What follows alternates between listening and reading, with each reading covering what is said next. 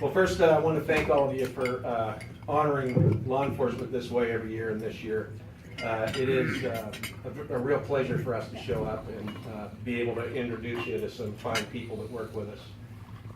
I'd also remind you that April 22nd, today, is the 5th year following the death of our officer, Chris Kilcullen. And it's a day that we honor every year, and 5 years is sort of a milestone for us. A lot of us who are here today came from the wreath laying at the site where Chris was killed. It's fitting, I think, and a happy coincidence that we're honoring the nobility and the compassion of law enforcement today that you're going to hear about. And it's true that, as you mentioned, that law enforcement is a difficult job, but I can tell you it is an amazing job. And the most fun I've had in my career has certainly been while serving as a patrol officer and a detective, and I think those are probably some of the stories that you're going to hear about today. So I'd like to introduce you to one of my favorite people on the entire planet, Officer Rosales, known as Rosie in our organization.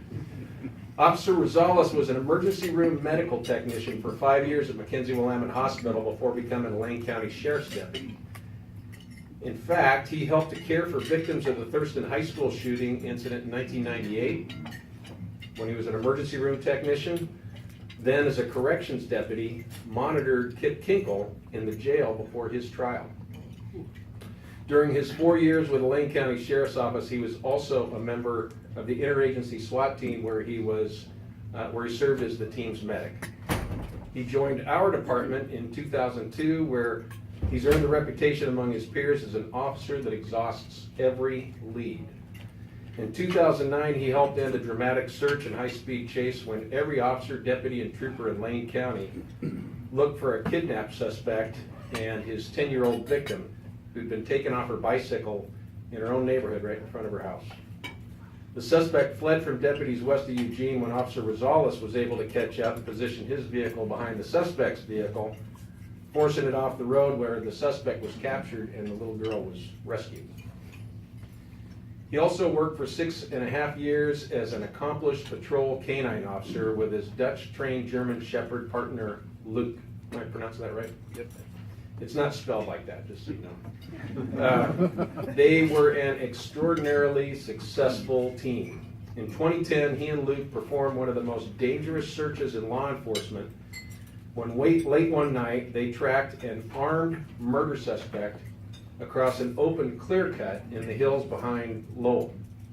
While carefully allowing the dog to search an area, the handler will put the dog down with a command, and then the handler will move forward, and all the while carefully studying the dog's behaviors to know whether or not he's finding the suspect. So the handler isn't focusing on the threats that could be in the immediate vicinity in the dark, and the suspect has all the advantage in these circumstances. And he and Luke found the suspect just 3 hours after the murder occurred. He's arrested 191 intoxicated drivers. His current interests include investigating outlaw motorcycle gangs and works with our gang response investigations team. He is what we in the business call a digger. In 2014, for example, he stopped a vehicle on I-5 that had been used to smuggle heroin.